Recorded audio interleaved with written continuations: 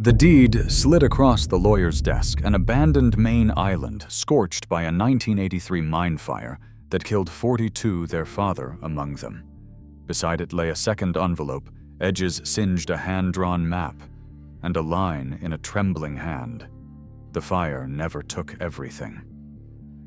The sentence pulled the brothers to a black shoreline, a burned shack, and a hatch sealed by ash.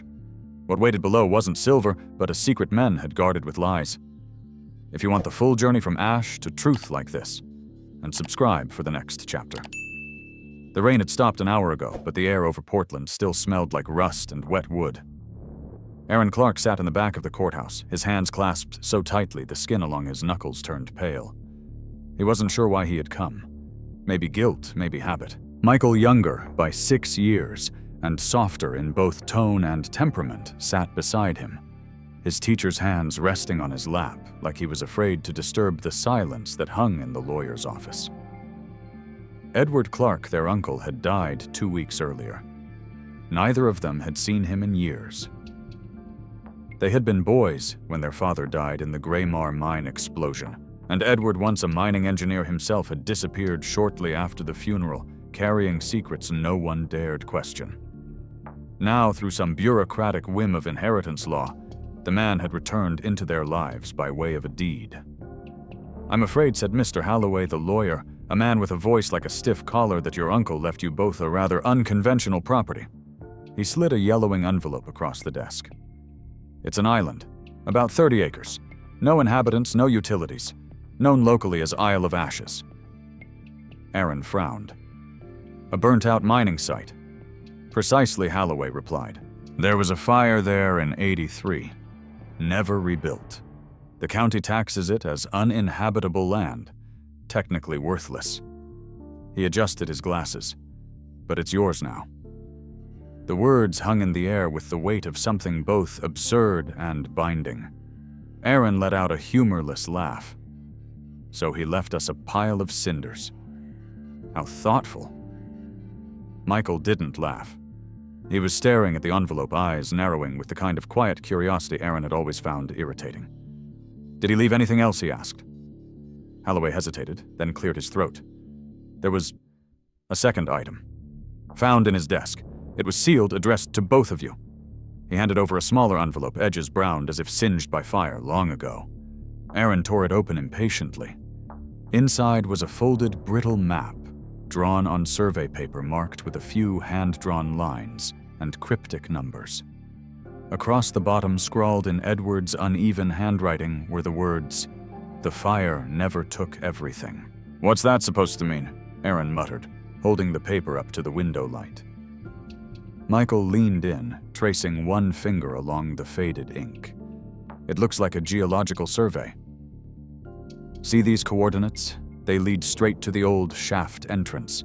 So what he wants us to find ashes of our father." Aaron's tone cut through the room like a knife. Michael didn't answer. His eyes were fixed on the map, his lips moving slightly as if reading something only he could see. Outside, the clouds pressed low against the harbor skyline. The air smelled of iron and brine, the same scent that always preceded a storm. When they stepped out onto the courthouse steps, Aaron lit a cigarette, his hands shaking slightly.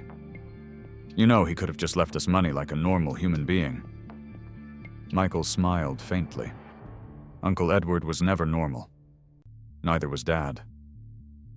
Aaron's voice softened, almost lost in the wind. "That island took everything from him. Then maybe it's time we see what it took." Aaron turned towards his brother, half amused, half annoyed. "You can't be serious. It's a ruin. So are we." Michael's words caught Aaron off guard, not for their poetry, but because they were true. The wind shifted, carrying the scent of the ocean, cold, distant, and uninviting. Aaron flicked away his cigarette and looked toward the docks, where fishing boats bobbed lazily under the gray sky. He hated that his brother's quiet conviction could still pull him into things he didn't want to feel. "One weekend," Aaron said finally. "We go, we look, we leave. After that, we sell the damn thing." "Agreed," Michael replied softly.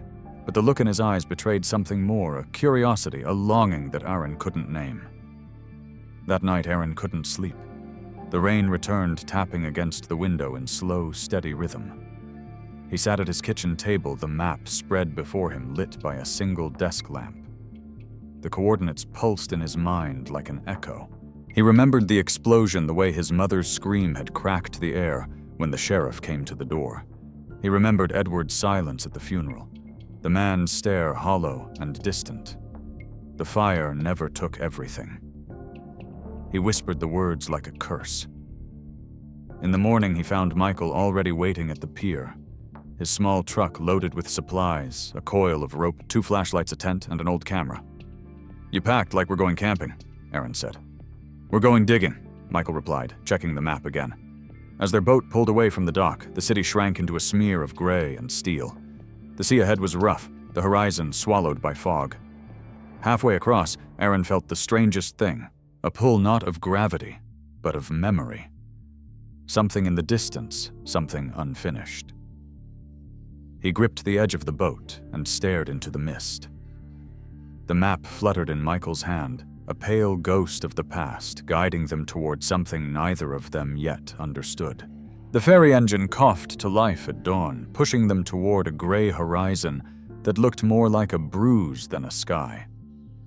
Aaron stood at the bow, his hands gripping the cold railing, eyes fixed on the dark smudge ahead the Isle of Ashes. It was smaller than he remembered from the maps, just a jagged shape against the waterline, like a wound that never healed. Michael sat near the stern, flipping through the old map again, tracing the coordinates as if they were a prayer. "We should anchor near the southern ridge," he said quietly. "That's where the shaft used to be." Aaron didn't turn. The shaft's sealed, has been for decades. Whatever was there burned with the mine. "Then why did Uncle Edward mark it?" Michael asked. "Why bother at all if there was nothing left?" Aaron gave a short, tired laugh. "Because he was losing his mind. You ever think of that? The man lived alone for 30 years on a pile of soot. Maybe this map is just a memento of regret." Michael didn't respond, and the silence that followed carried the weight of a lifetime of unspoken things. When they reached the island, the shore was nothing but black rock and salt grass. Their boots sank into ash with every step. The remains of an old pier leaned into the surf like the ribs of a carcass. Everything smelled of metal and rain. Aaron scanned the cliffs with a professional's eye, his mind slipping into old habits. Even after leaving the mines, he could still read the land. The rock here was fractured, unstable. Nothing worth saving. Michael knelt beside a broken support beam, half buried in sand. "Look at this," he said. "The burn marks stop halfway down. Someone tried to dig here after the fire." Aaron glanced at it but didn't care. "Probably looters. Every ghost town gets them." He walked off toward the higher ridge, his steps echoing against stone. From up there, the island's desolation stretched in every direction, a landscape of forgotten ambition. He felt no nostalgia, only exhaustion. The only thing this place ever produced was grief.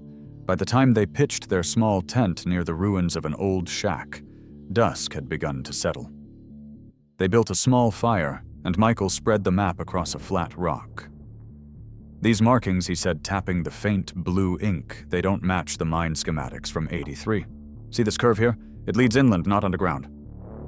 Aaron squinted. "It's meaningless. Survey errors. Edward probably drew this himself after a bottle of whiskey."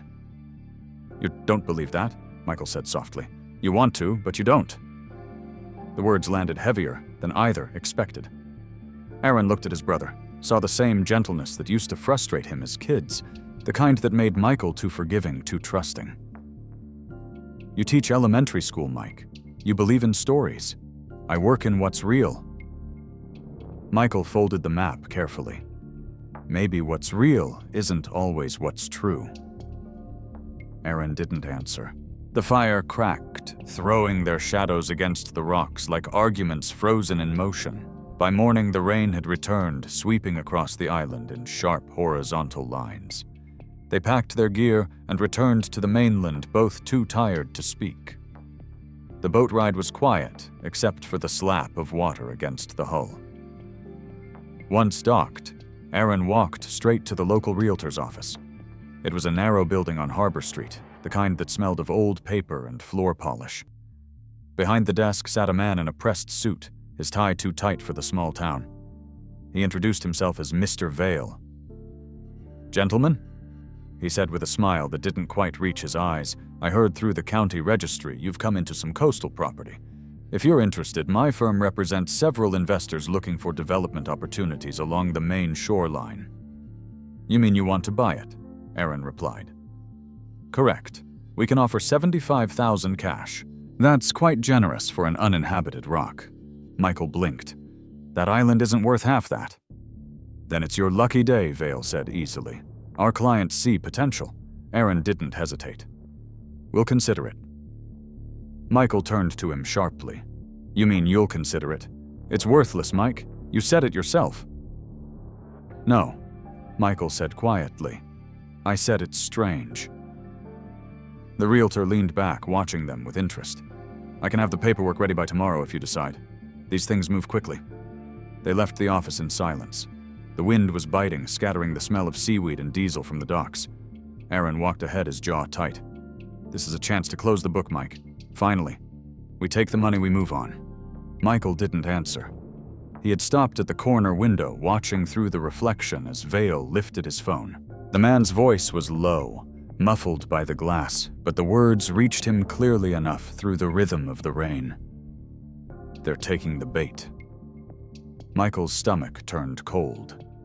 He stood there for a moment, staring at the man behind the window, then at his brother walking away down the street. Something in the way Vale had said it, the rehearsed calm, the absence of surprise, felt wrong, like the start of a pattern he couldn't yet see.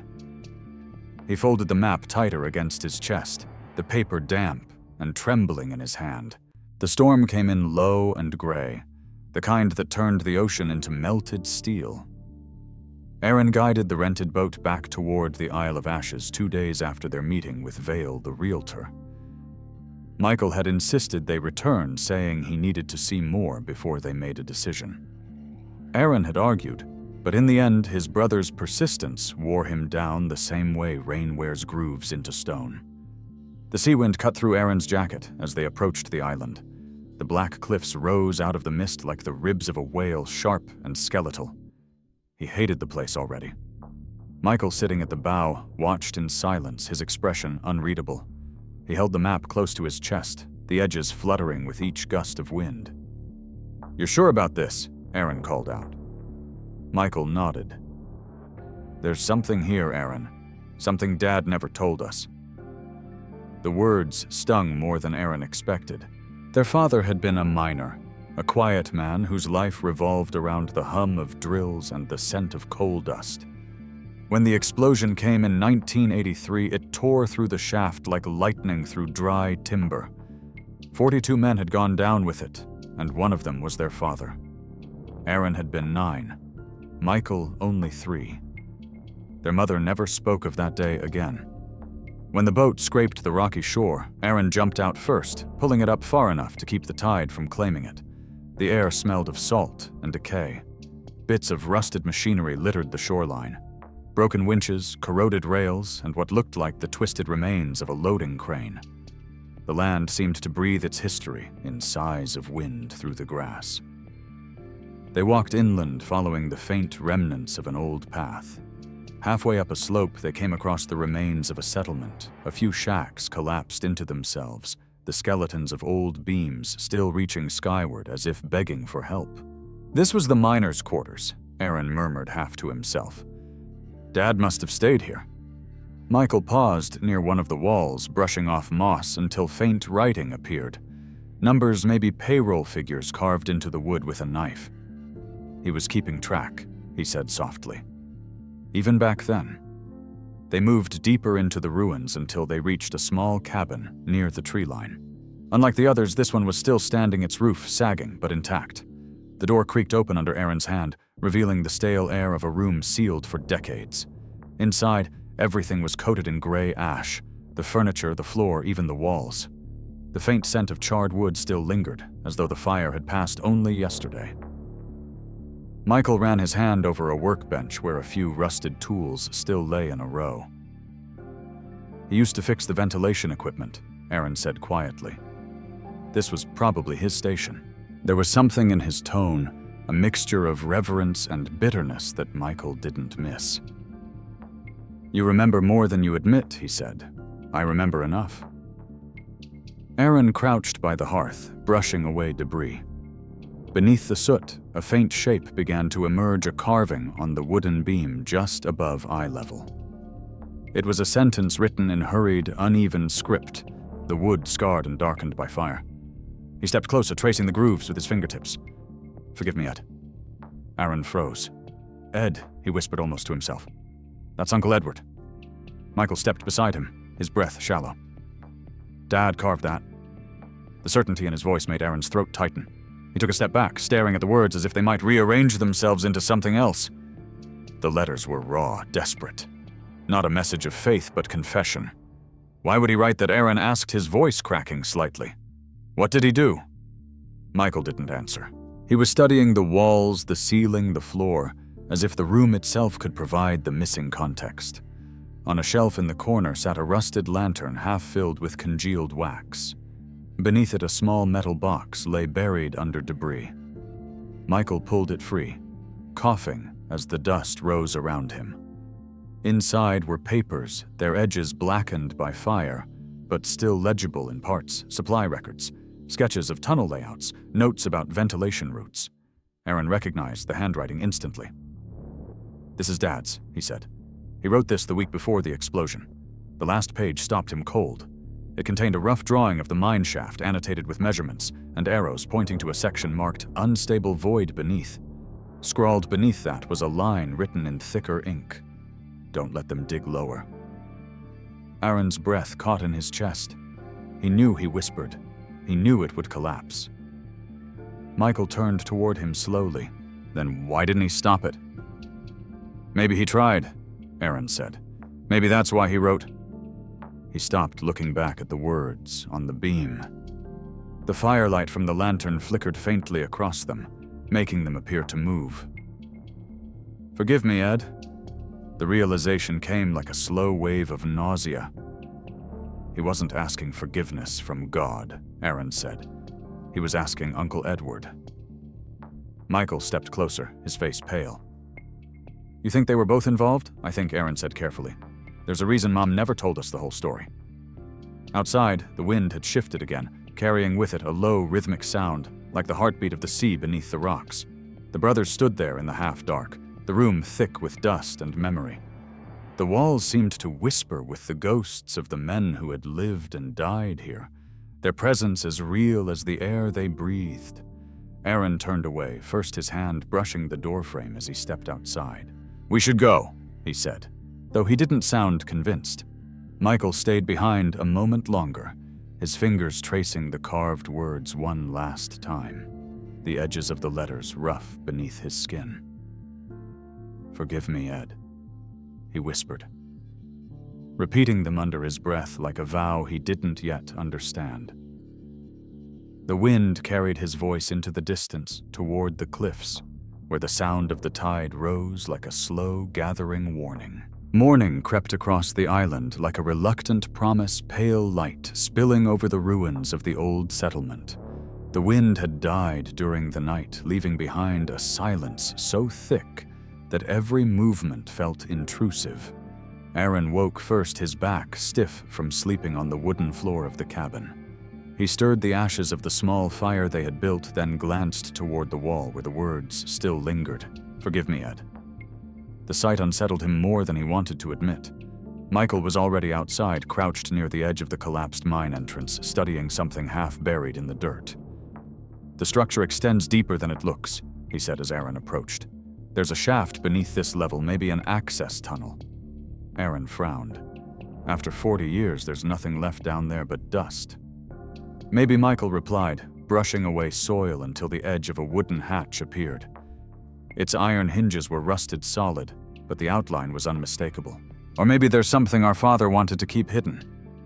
They worked in silence, using a crowbar from the boat to pry the hatch open. The air that escaped smelled of old wood and damp stone. Aaron lowered the flashlight through the gap, illuminating a narrow stairway descending into darkness. "This is insane," he muttered, though he was already climbing down. The steps groaned under their weight, each one sounding like an exhale from the past. At the bottom lay a small chamber no larger than a storage room. The walls were lined with shelves of tools, pickaxes, shovels, lanterns, all coated in a fine layer of gray dust. In the center stood a work table, and on it rested a single, leather-bound notebook. Michael picked it up with trembling hands. The cover was brittle, the edges darkened by time, but when he opened it, the ink inside was still bold, written in the distinct, precise hand of Edward Clark. The first page bore a simple title: Field Notes Isle of Ashes Project, 1981-1983. Aaron stepped closer as Michael began to read aloud. Day 41. Extraction successful. Silver veins deeper than expected. But anomalies found magnetic interference, unstable readings. We're digging into something older than the ore. He turned the page. Day 56. The men complain of sounds in the lower shaft's echoes that don't belong. Edward suspects resonance from subterranean voids. But there's something else. We are not only mining silver, there's something beneath the rock. Michael stopped his voice barely above a whisper. He wrote it twice. Something beneath the rock. Aaron rubbed his face uneasy. You think he meant oil deposits or natural gas? Michael shook his head. He was a geologist, not a prospector. He knew the difference. He flipped ahead several pages, scanning hastily, until a line of text made him pause. Day 72. Meeting with RH from Greymar. He insists we continue despite warnings.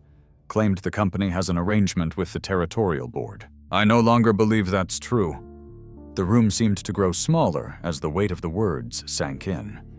Aaron glanced around the chamber, his light catching the glint of metal on the floor, a badge corroded but still legible. Greymar Industries.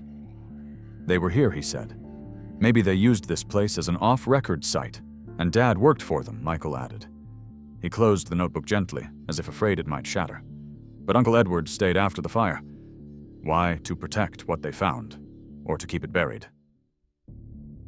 Before Aaron could answer, a sound echoed faintly from above, a crunch of gravel, the unmistakable rhythm of footsteps. They exchanged a glance, the kind that spoke of old instincts, curiosity colliding with fear. Aaron extinguished the flashlight, plunging the chamber into near darkness. They waited. The footsteps grew louder, accompanied by the murmur of unfamiliar voices. One of them was brisk, authoritative. Spread out, check the perimeter. Aaron felt his pulse quicken. He whispered, Who would come out here? There's nothing left. Michael clutched the notebook to his chest. Maybe someone who knows what's still down there. They climbed the stairs cautiously, emerging into daylight filtered through heavy mist. 3 men were standing near the cabin, dressed in work jackets with matching patches sewn to the sleeves. Greymar Industries. The sight of that logo sent a chill through Michael's spine.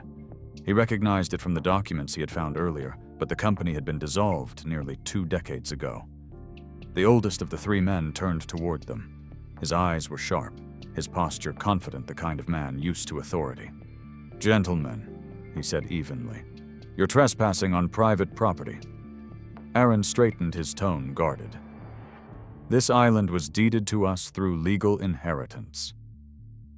An error, the man replied smoothly. Greymar Industries retained mineral rights to this site. You'll need to leave immediately. Michael stepped forward, holding up the notebook. Greymar Industries hasn't existed since 2004. I checked. The name was struck from federal records. The man's eyes flickered just for a second before his smile returned. Paperwork gets lost. Names change. The work continues. One of the younger men shifted uneasily, glancing toward the hatch in the ground. Sir, he murmured, the entrance. Someone's been down there. The older man's expression hardened. Seal it. He turned back to the brothers. I'm only going to ask once. Leave the island and forget whatever you think you found. Aaron's jaw tightened. And if we don't? The man's voice softened in a way that made it more menacing. Then you'll wish you had. The wind picked up suddenly, carrying the scent of rain and the faint hiss of the tide retreating against rock. The older man gestured to his team, who began moving toward the hatch with purpose. Michael took an instinctive step back, his grip tightening on the notebook. He could feel the weight of it, the decades of secrets, the voices of men long dead, the truth written between each line. Aaron's eyes darted between the strangers and the path to the boat, his mind calculating. He had seen enough corporate muscle in his life to know what came next. "We're leaving," he said quietly, pulling Michael's arm. But Michael resisted, still staring at the men who claimed to belong to a company that no longer existed. Something about them, their practiced silence, the precision of their movements, made his skin crawl. He caught one last glimpse of the badge on the older man's jacket. The letters of Greymar, faded and uneven, as though the patch itself had been replicated, not inherited. They walked toward the shore, under the heavy gaze of those men, the notebook pressed tightly between them, the sky above darkening once more. The brothers didn't speak for most of the boat ride back to the mainland. The sea was rougher than before, the current restless, as though the island itself rejected their departure. Michael sat near the stern, holding Edward's notebook under his jacket, shielding it from the spray. Aaron kept his eyes fixed on the horizon, jaw-clenched hands gripping the wheel hard enough to leave imprints. When they finally reached the harbor, both men were drenched, their faces drawn with exhaustion and unease. They checked into a small roadside motel outside Portland, a place that smelled faintly of mildew and old coffee. Aaron dropped his bag by the bed and sat heavily, running a hand through his damp hair. "We shouldn't have gone back," he said at last. Those men weren't bluffing. Michael ignored him. He spread the notebook on the desk, turning the fragile pages carefully. The handwriting changed over time, at first steady and technical, then shaky, rushed, almost panicked. "Listen to this," he said. "Day 88. Management refuses to stop operations despite rising pressure levels. I warned them the lower shafts aren't stable. Greymar ordered us to keep drilling. They said the silver beneath the limestone layer could triple our yield." He looked up. Dad must have known. Aaron didn't respond. Michael continued. Day 94. Thomas, our father, filed an incident report after another collapse in Shaft 3. He was overruled. Greymar threatened to replace him. Edward tried to intervene but was shut out. Michael flipped the page, his voice quieter now. Day 99. They're hiding something below Shaft 6. The readings are irregular. It's not metal, not mineral. Edward believes it's a cavity, a chamber. Aaron leaned back, staring at the ceiling. "He's gone," he muttered. "Uncle Edward's dead, Dad's dead, and we're sitting here digging up ghosts."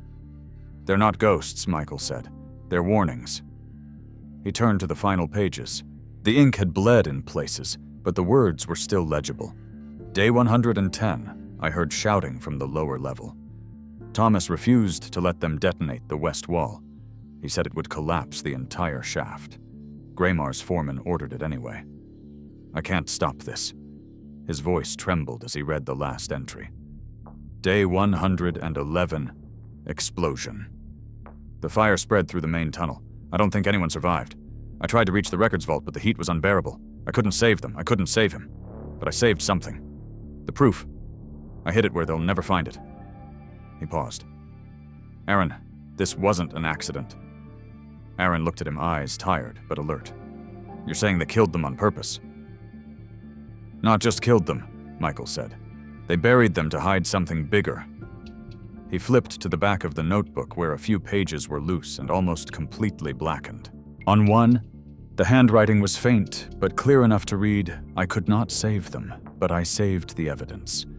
Beneath it, another line barely visible. The fire was not an accident. It was a seal. Aaron took the notebook, scanning the page with a growing unease. "A seal," he repeated. "You think he meant literal. He wasn't a poet," Michael said. "He meant it literally. They sealed something in." The weight of those words hung in the air between them. Aaron stood pacing the small room, his boots thudding softly against the thin carpet. "Even if it's true, what difference does it make? Now the company's gone, the mine's collapsed, and everyone involved is either dead or retired." "Not everyone," Michael said quietly. "Those men on the island, they knew exactly where to look. They were there for something specific." He picked up the notebook again, studying the sketch of the mine layout on one of the early pages. The lower tunnels branched into an area marked with a symbol that didn't belong, a series of concentric circles intersected by lines drawn with a heavier pen. "That's not a geological marking," he said. "It looks almost ceremonial." Aaron leaned over his shoulder, squinting. Maybe he was documenting local folklore. There were indigenous settlements here centuries ago. He wasn't studying it, Michael said. He was guarding it. He turned another page. This one was entirely different from the rest, covered in hand-drawn illustrations of objects not machinery or ore samples, but artifacts. A small stone idol, a carved mask, something that looked like a copper amulet shaped like an animal. Each sketch was labeled with measurements and brief notes in Edward's handwriting. Recovered intact, non-metallic composition. Older than sediment layer. Aaron sank into the chair beside him, staring at the drawings. "You're saying Dad and Uncle Edward found some kind of archaeological site, and Greymar blew it up to cover it. It explains everything," Michael said. "The company wanted the silver, but the deeper they dug, the more they found things that didn't belong there. The fire wasn't just about greed. It was about erasing evidence." Aaron was silent for a long time. The hum of the motel's old air conditioner filled the room steady and low. Finally, he said Mom must have known. She must have known there was more to it. Michael nodded. "She probably thought silence would protect us." "It didn't," Aaron replied, his voice low. "It just delayed the damage." He stood and opened the window, letting in the cool night air. The street outside was empty except for a few passing cars, their headlights cutting through the fog. Somewhere out there, he imagined those men from the island still watching, waiting for them to make a mistake. Michael gathered the papers carefully, slipping the notebook into his backpack. If Uncle Edward hid evidence, he left it somewhere on that island. The question is where? Aaron turned from the window, his face shadowed by the dim light. And what if Greymar already found it? Then they wouldn't still be there, Michael said. Whatever's left, it's something they couldn't take, something they couldn't destroy. Aaron didn't respond, but the expression on his face shifted from frustration to something heavier, resolve, perhaps mixed with fear. He reached into his duffel bag and pulled out a smaller notebook of his own, one he had kept from his early engineering days. Flipping through the pages, he found the yellowed copy of an old newspaper clipping folded inside. It was from 1983, dated 3 days after the explosion. The headline read, "Greymar Executive Cleared in Mine Disaster Investigation." He handed it to Michael. "I kept it because it never made sense to me. How does a company lose 42 men and face no charges?" Michael looked at the article, then back at his brother. "Because they made it look like an accident." The clock on the wall ticked softly as both men sat in silence. Outside, the rain began again, steady and insistent, like the echo of something trying to resurface. Aaron glanced once more at the notebook, at the words their uncle had written in shaky ink. "I could not save them. But I saved the evidence." He didn't know whether to feel relief or dread. The rain came harder that night, the kind that turned every sound into a blur of water and wind. The motel lights flickered against the storm, the air thick with electricity. Aaron had fallen asleep in the chair by the window, the half-empty bottle of bourbon untouched beside him. Michael sat at the desk, still reading through Edward's notebook. Each page now feeling heavier than the last. He could hear the storm pushing against the thin glass, but beneath the noise there was something else. A hum, almost mechanical, like a truck idling nearby. He stood peering through the curtain. 2 dark figures moved across the parking lot, their shapes distorted by rain. One stopped near their car, bending down, as if checking something beneath it. Aaron Michael whispered. His brother stirred, but didn't wake fully until Michael shook him hard. "There's someone outside." Aaron blinked, his mind slow to catch up. Then he saw the flicker of movement near the car and felt a jolt of clarity. "Grab the notebook," he said. They didn't bother packing the rest. The rain pounded as they slipped out the back door, cutting across the narrow alley behind the motel. By the time they reached the main road, the air was thick with the smell of gasoline. When Michael turned back, he saw the first flames licking through the motel window. Their room. "They torched it," Aaron muttered. "They're not after us. They're after what we know." They ran until the road turned to gravel and the sound of sirens faded behind them. The storm swallowed their footsteps. Michael's lungs burned, but he didn't stop until they reached the truck they had rented earlier that week. He threw himself inside, clutching the soaked notebook against his chest. The pages were wet, but still legible. Aaron started the engine, his jaw tight. "We can't stay in town. They'll find us by morning."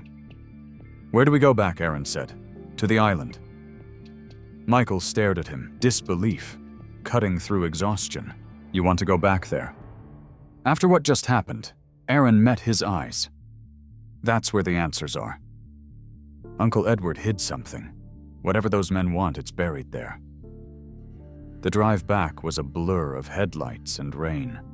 The wind screamed through the trees as they reached the dock before dawn. The old boat rocked violently in the rising tide, but Aaron didn't hesitate. They loaded their gear, pushed off, and let the current pull them into the black water. The island loomed ahead, silent except for the crash of waves against its rocks. When they reached shore, the ruins of the cabin still stood, but barely.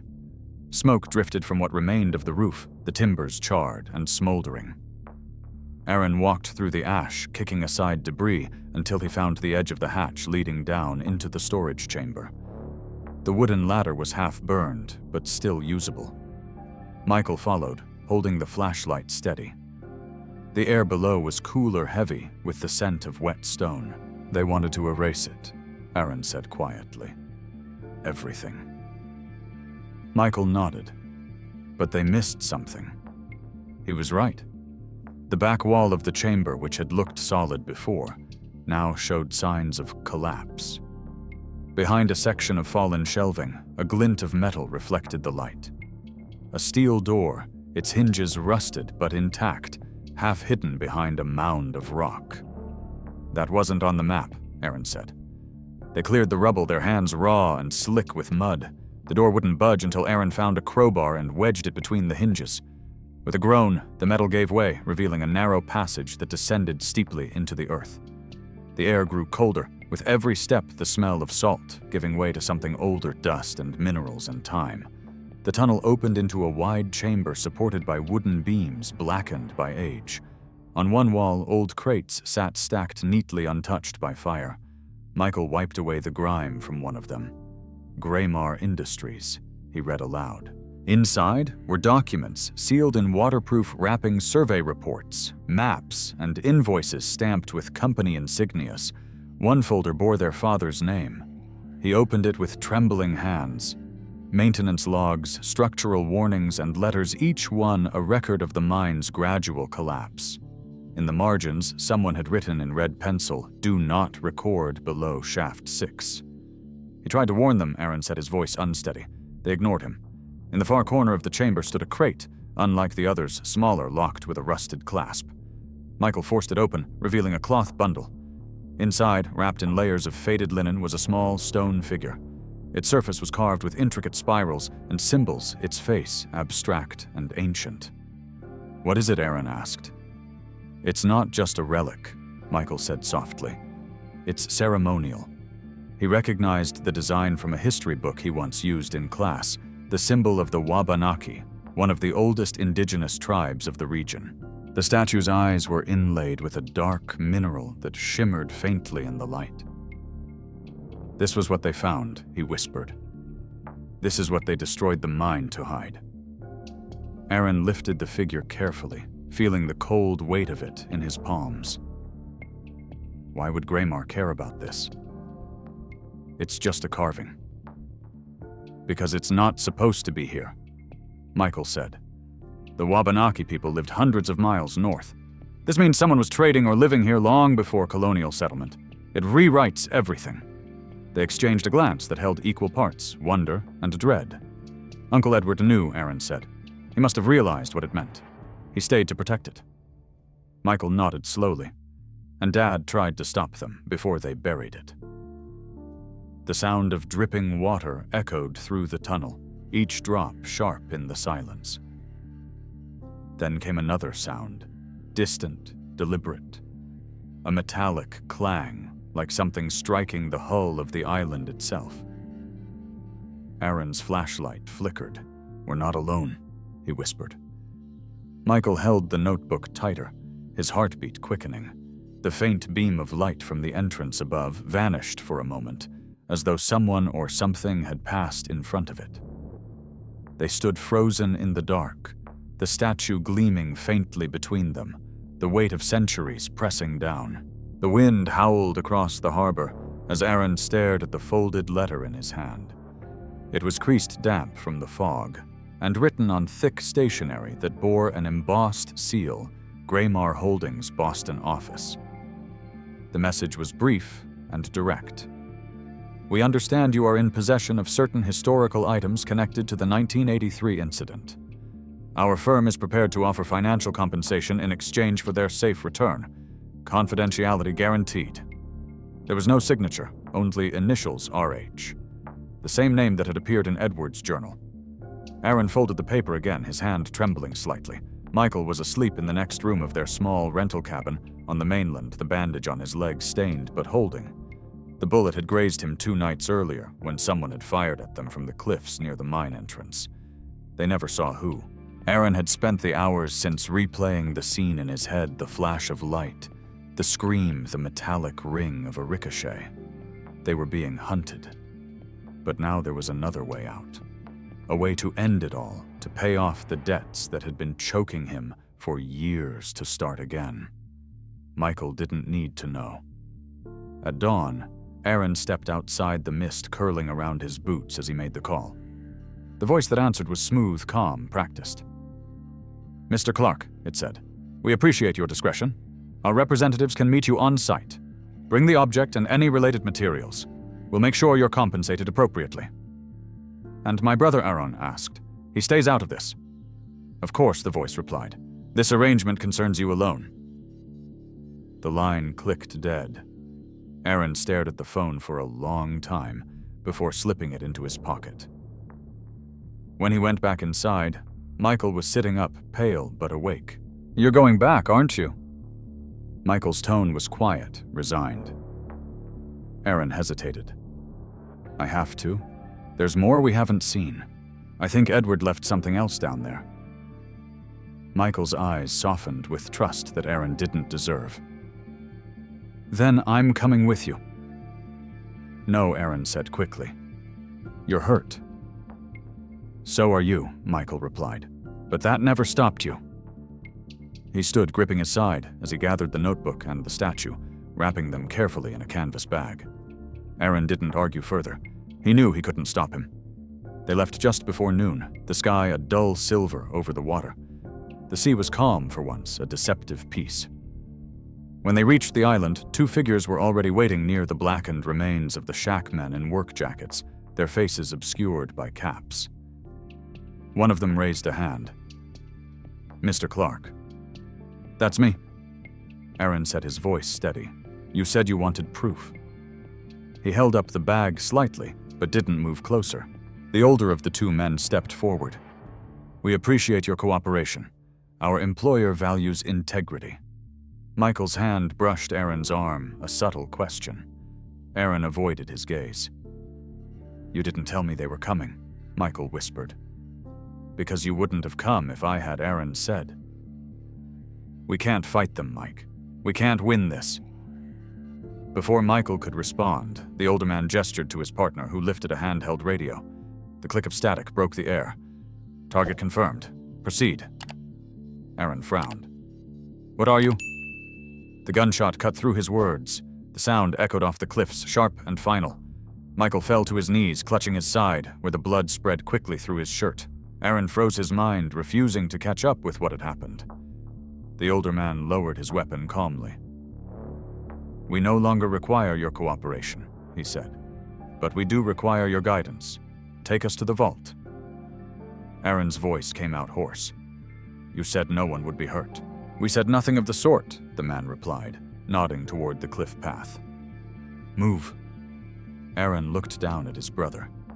Michael's eyes were open, dazed with pain but still lucid. "Don't do this," he whispered. "Don't help them." Aaron's throat tightened. He knelt for just a moment, pressing his palm to Michael's shoulder.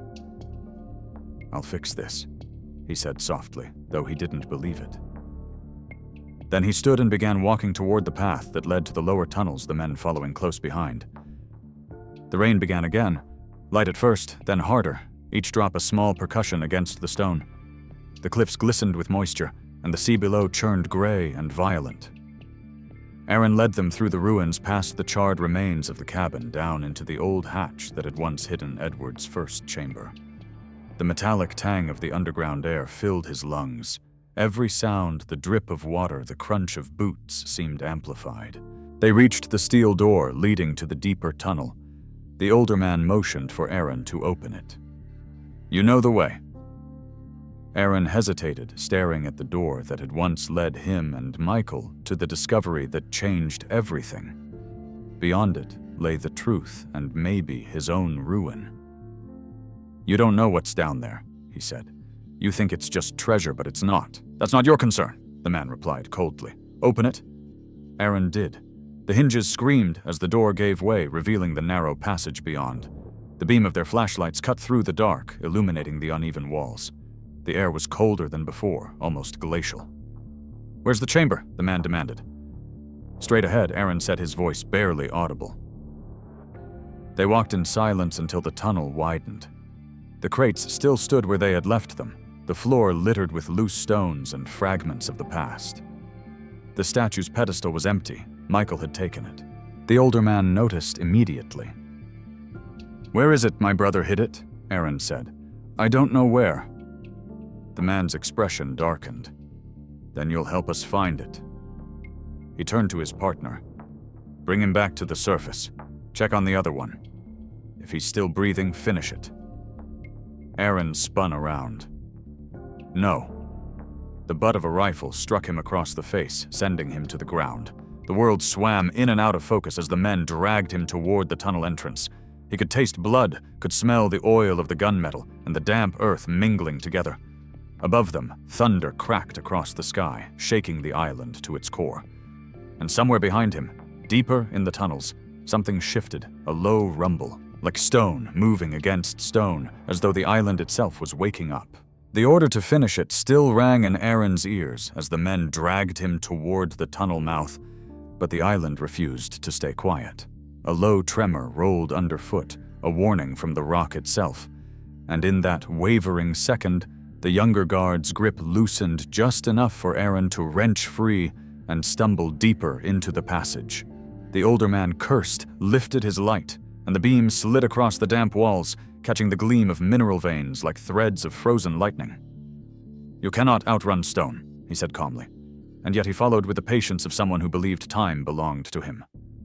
Aaron moved because anything else felt like surrender. The path bent left, then dropped, the air turning colder, the smell of brine giving way to a dry old scent he knew from his apprenticeship years, dust baked by time. When the floor leveled, the dark opened into a chamber unlike any he had ever seen. The ceiling arched low, its ribs inlaid with bands of pale calcite and thin seams of pyrite that caught the flashlight and scattered it into a soft, wavering gold. The walls bore deliberate marks, shallow grooves, spirals nested inside spirals, and along the far side ran a half-height ledge paved with stone tiles whose edges fit so closely he could not slide a fingernail between them. It was not a mine face, it was a room. He felt it before he named it a place made for keeping. The guards reached the threshold and stopped their lights, swinging slowly, greed plain as breath. "The vault," the older man said, and the word sounded smaller than the room deserved. He nodded to his partner, who slung off a pack and began unpacking linen wraps, plastic sleeves, and a coil of nylon rope, the motion smooth from practice. "We take what we can," the older man said. "We log the rest and return." He said log as if he meant erase. Aaron looked for Michael and found only absence, then a shadow moved near the entry. A quiet shape pressed against the outer wall, and a sliver of relief lit through him. Michael had come slow and stubborn. his body folded around the pain in his side, one hand clutching the canvas bag and the other steadying himself against the rock. His face was the color of milk, but his eyes were clear. Aaron did not look directly at him, only shifted his stance to block the guard's line of sight, buying seconds with his silence, while his mind found the old language of supports and stress. The chamber had been cut with knowledge. Its roof rested on 2 stout pillars and a rib of untouched stone that ran like a spine through the center. At its base, half hidden, lay a crate stenciled with a sun-faded warning, blasting cord, fragile, keep dry. He felt his throat go dry instead. The guards fanned out. The older man ran gloved fingers over an array of objects arranged on the ledge, small-shaped stones. A copper pendant hammered thin as a leaf, a shard of something black and glassy that caught the light like water at night. He did not see stories. He saw prices. "Take the bag," he told the younger guard without turning. "We will inventory the rest." Aaron moved first. He knelt, cracked the crate, and found the sickly sweet smell he remembered from a dozen blast sites, the cord coiled like a sleeping serpent around a handful of blasting caps, inset with brittle yellow fuses. He worked quickly, fingers remembering the muscle memory of a profession he had left, but never unlearned. He ran the cord around the left support where the grain ran shallow, and the fault line angled toward the entry measured by eye, the fall line that would choke the passage without bringing down the roof, then bridged a second loop around the far rib, a fail-safe that would shear if the first misfired. The older man finally noticed. "What are you doing, making sure your exit stays an exit?" Aaron said evenly, and let the lie sit there like a coin on a table. He crimped the cap with a small pair of pliers from his pocket, tool, the gesture casual enough to pass as maintenance, then slid his hand toward the pocket where his old field recorder lay. He had brought it as habit, a miner's talisman, small and scuffed and stubbornly reliable. He palmed it, kept working, and when he rose, he crossed the chamber to where the younger guard was cinching his pack. The man lifted his light to Aaron's face, and in that beam, Aaron saw only youth straining to be cruelty. "You lead," the guard said. "After you." Aaron answered, and as he brushed past, he tucked the recorder into the bag that hung against the wall behind him. Michael's bag letting his fingers press once hard, a message delivered through canvas. Michael did not flinch. He only shifted the strap higher, the motion slow to hide the wince. The older man selected 3 items with deliberate care, wrapped each with a reverence that had nothing to do with respect, and nodded. "We are done for today," he said. "Tomorrow we bring a team." Tomorrow sounded like a verdict. Aaron looked at the cord curling near the pillar and felt the shape of consequence settle in his chest. He had calculated the charge for a pinch, not a storm. It would hold the ceiling if struck true. It would buy a minute, maybe 2. He turned to Michael, then openly, and in his brother's face he saw the boy who had trailed him through back lots and creek beds, the young man who had forgiven the unforgivable, because that was his way. Aaron stepped close as if to steady him, and spoke low enough that only the rock could hear. "When it falls, go for the split seam on the right.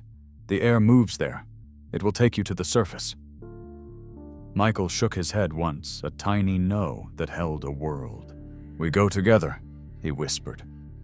"No," Aaron said, and the word came out steady. "We do not." The older man lifted his light. "Move," he said, perhaps hearing the tone, if not the words. Aaron pulled the fuse cord, gently set the burn with the striker from his pocket, and watched the ember take with a soft, hungry glow that always looked too small for what it would become.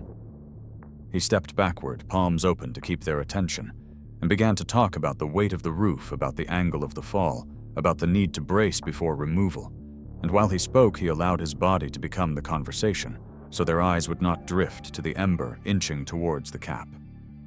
The first cap went with a cough, more than a bang.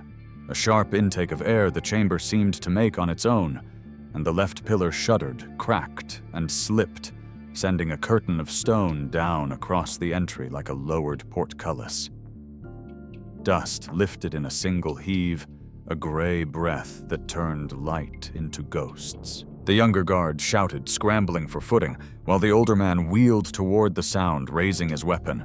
The second charge cut the rib clean at the base, a practiced, cruel grace, and the slab tilted just enough to wedge, leaving a narrow seam to the right, exactly where Aaron had promised. He grabbed Michael's collar and shoved him hard toward that seam, the motion rough, because tenderness wastes time. Michael collided with the gap, twisted and slid the canvas bag, clutched to his chest. "Aaron," he gasped, reaching back, but Aaron shook his head, coughed against the dust, and spoke the only sentence that mattered now. "Do not let them bury the memory again." The dust thickened, a winter inside stone. The older man fired blindly, the flash a brief ugly flower, and Rock answered with another shrug, a deeper settling. Aaron felt the floor tilt under him, and knew the geometry had chosen him as its payment. He braced against the failing pillar, buying a second with his shoulders and another with his legs, a ledger of breath, and through the howl of grit he heard Michael moving, scraping, pushing the sound of a life insisting on itself. He smiled, not from joy, but from recognition, because this was what he had left to give. Something in the ceiling gave with a sound, like a tree splitting in a hard winter, and the opening narrowed to a slice of dark that pointed toward air, and Aaron shouted once, wordless, to drive Michael forward, because the island was shaking itself awake, and the chamber was choosing what it would keep and what it would spare, and far above, muffled by weight and distance, he thought he heard. The seam of air narrowed to a colder thread, and then widened just enough for Michael to wedge his shoulder through the stone, rasping his jacket, the canvas bag pressed to his chest like a fragile lung. Dust burned his throat, and the island seemed to breathe in great shuddering heaves behind him as the chamber settled, a deep-bodied groan that swallowed every other sound. He did not look back. He hauled himself upward along the split, found a shelf of rock with both hands, and rolled onto it, panting the rain, finding his face in thin needles through a crack that opened toward the cliff. The world above was gray and moving. Gulls skimmed the white seam of surf, and the wind carried the metallic tang of a coming storm. He tightened his grip on the bag and felt the small, square weight of the field recorder inside, warm from his brother's palm minutes earlier. Aaron's voice lived there now, a last instruction, a last trust. Michael crawled toward the light and emerged onto a low ledge slick with runoff. Below, the ocean lifted and fell in long, tired breaths. He slid down on his backside shoes, scraping granite, and found the faint path that switchbacked toward the cove where their skiff lay roped beneath a black overhang. Each step sent a bright, sharp pain along his ribs where the bullet had grazed him, but pain clarified rather than clouded. It made every choice simple. He untied the boat, shoved off with a grunt, and let the first swell take him. Rain blurred the horizon. He set the little engine coughing to life and kept the bow pointed toward the smear of shore that meant help, or at least witnesses. 10 minutes became 20. The island shrank. When the concrete ribs of the public pier finally resolved out of the mist, a lobsterman in yellow oilskins jogged along the planks and swung down an arm to catch Michael's bow line. "You all right, son?" he asked, voice clean with concern. Michael nodded once, and the nod unlocked everything. "Call the Coast Guard," he said, "and the police." In the harbor office, they wrapped him in a wool blanket and handed him a mug that steamed like a small hearth. He laid the canvas bag on the counter and unzipped it with careful fingers. He slid out the Wabanaki figure, the notebook with its singed edges, and the recorder with a smudge of red along the corner where Aaron's thumb had rested. The harbormaster's eyes widened, not with greed, but with the baffled gravity that certain objects command. "You want me to lock that up?" he asked. "No," Michael said. "I'm taking it to the authorities, right now."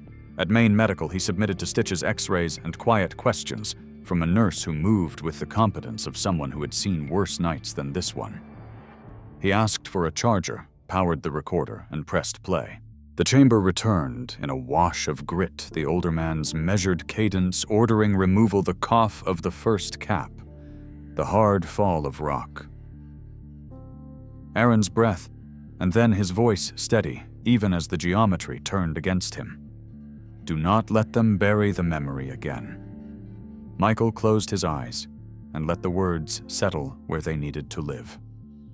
By late afternoon, a special agent from the state police sat across from him with 2 assistants and a chain of custody form.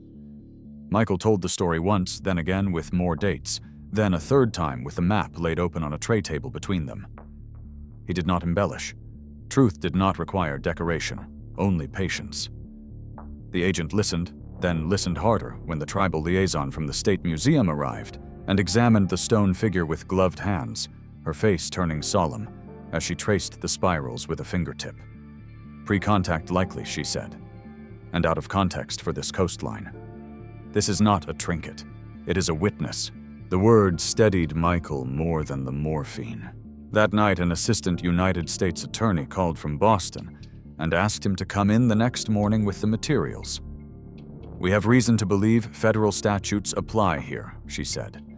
"If Graymar or its successors suppressed fatal safety warnings and destroyed protected cultural patrimony, that is more than negligence."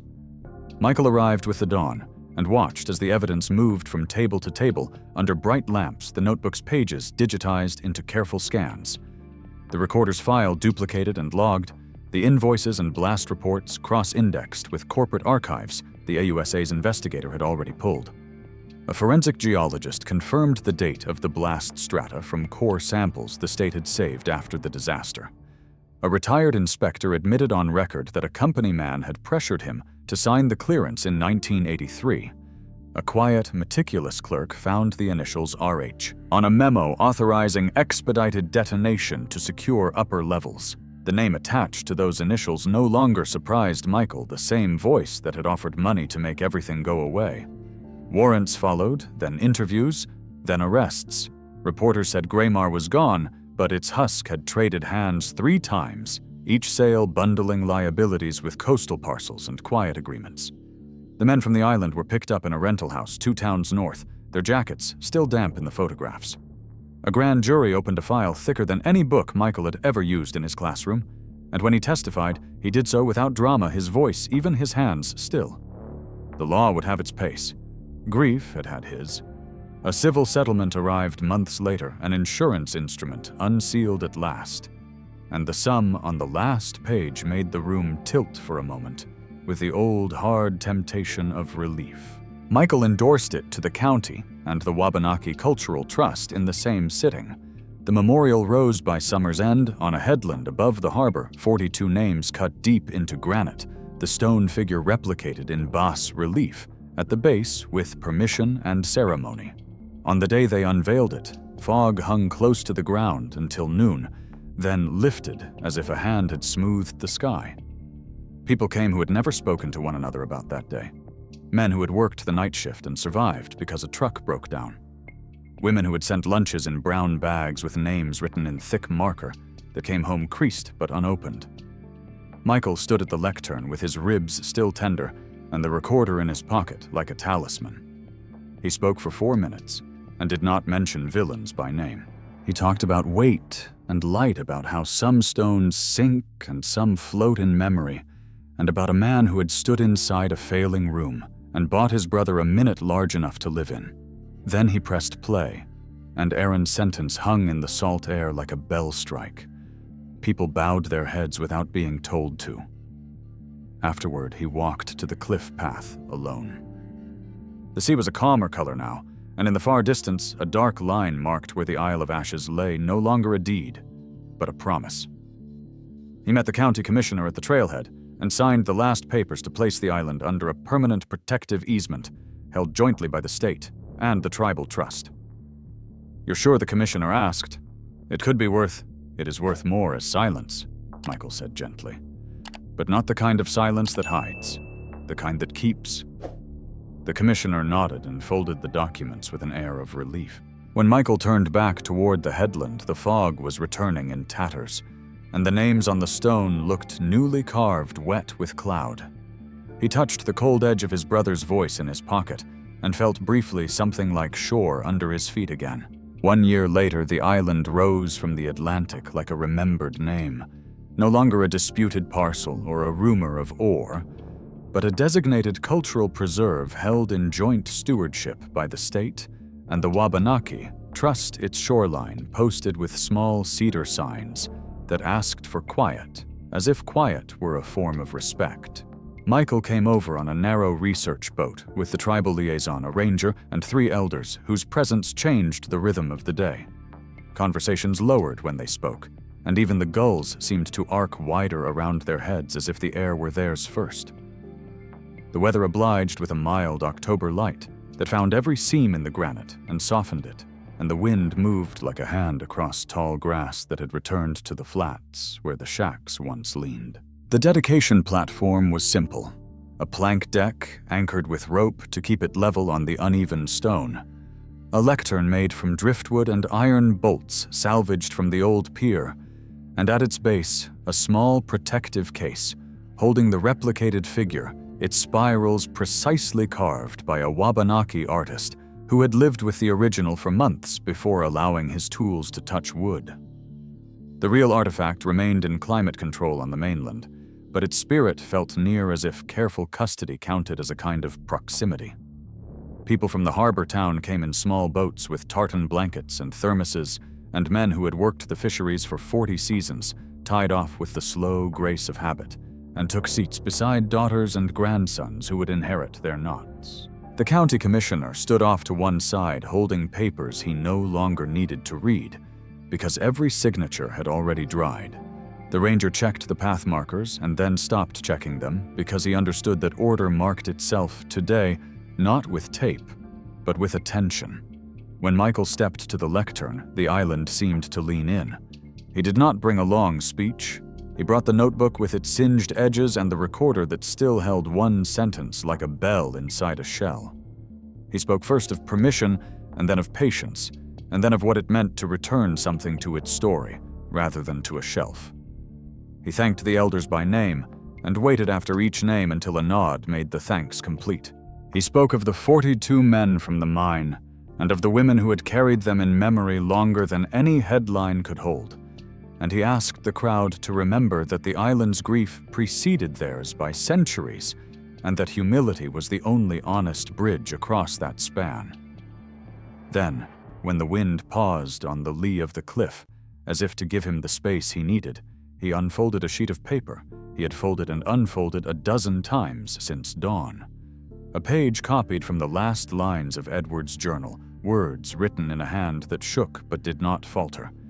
He read them first in English, and then read them as they had been written at the end of the journal in the language their uncle had used when writing to the future, as if it might listen no I tim duok hon dao ne shin hai de no duok yen. The sentence seemed to settle over the rock, and into it a soft imperative that did not scold but invited. He closed the paper and pressed play on the recorder, and Aaron's voice crossed the year between them, as if time were another seam in the island's stone. Do not let them bury the memory again. Heads bowed without instruction. Not out of sorrow alone, but out of a recognition that memory thrives when held together. The elders spoke next. One told the story of a river stone that had traveled hundreds of miles through barter and marriage and storms, and still returned home not because it had agency, but because people did. Another spoke of how the spirals on the figure marked not only a path inward, but a current outward, the two motions equal and necessary. A third placed a cedar bough on the platform and said that caretaking begins with naming and continues with restraint, and the crowd stood still because restraint is a hard lesson and a rare one. After the blessing, Michael walked the new path with the ranger and traced the line of cedar posts toward the cove where the skiff had once hidden in shadow. Grass had come back, and small white flowers he could not name marked the edges of the trail, and the wind off the sea carried none of the acrid smell that had haunted the first returns. The hatch remained, but it was sealed now with a grate that let the earth breathe. The chamber beyond belonged to time and to the trust, and that was right. By late afternoon, the light went warm, as if the day were exhaling. Boats pulled away in a staggered choreography that avoided wakes near the tidal pool, where minnows flashed like a low constellation. Michael lingered with a small pouch in his pocket, a simple canvas bundle that weighed almost nothing, and everything at once. He stood on the highest shoulder of the island where the cliff faced due west, and he watched the sun find the seam between cloud and water and widen it until the horizon looked like a slow opening door. He thought of his brother as a boy, throwing stones sidearm across a creek of his brother as a man counting rivets in a scaffold, because counting calmed him of his brother in the failing room holding up the roof, not with arms alone, but with the stubborn refusal to let a minute be small. He opened the pouch and held the ash in his palm and felt how fine it was how it held together until the wind asked for it. He spoke the names of their parents, and then said his brother's name, the way you say a name when you mean thank you and not goodbye, and he let the ash go. The wind took it the way a river takes a leaf, carrying it out, and then around and then back in a show of the kind of mercy that looks like physics. In the shallows below, a slick of calm settled where the currents met, and for a moment the water went glass flat. The replicated figure on the platform caught the last line of sun and threw it a thin, steady stripe of light across the surface that reached up the cliff face to touch Michael's hand. He did not step back. He closed his fingers around that light as if to keep it, then opened them, because keeping was not the point. Behind him, the elders finished a song whose notes did not travel far, but seemed to sit on the rock like bright leaves. The ranger said they would pull the signage for winter storms and set them again in spring. The commissioner shook his hand and did not mention numbers. Michael walked once more past the grate and felt no urge to open, only the satisfaction that comes when a door locks behind you and the room beyond is safe because you have left it alone. On the ride back, the shore lights stitched themselves into a simple pattern, and in the glass of the cabin window he caught his reflection and saw for the first time not a man who had survived, but a man entrusted. He touched the recorder which had done its work and slipped it into the bag with the copy of the last page of Edward's journal. The wake broke in 2 clean lines behind the boat, and the island sank into the evening not as a secret, but as a promise kept. If this story spoke to you, subscribe and stay with me for the next chapter I'm crafting. A quick like helps more readers find these slow burn tales. I'd love to hear your take. Which moment hit you hardest? Edward's final note, the chamber's reveal, or Aaron's last words? Did Michael make the right choice with the settlement and the memorial? Tell me which character you carried with you after reading and what you would have done on the island. And let me know where you're watching or reading from, city, country, or someplace in between. Your comments shape what I write next.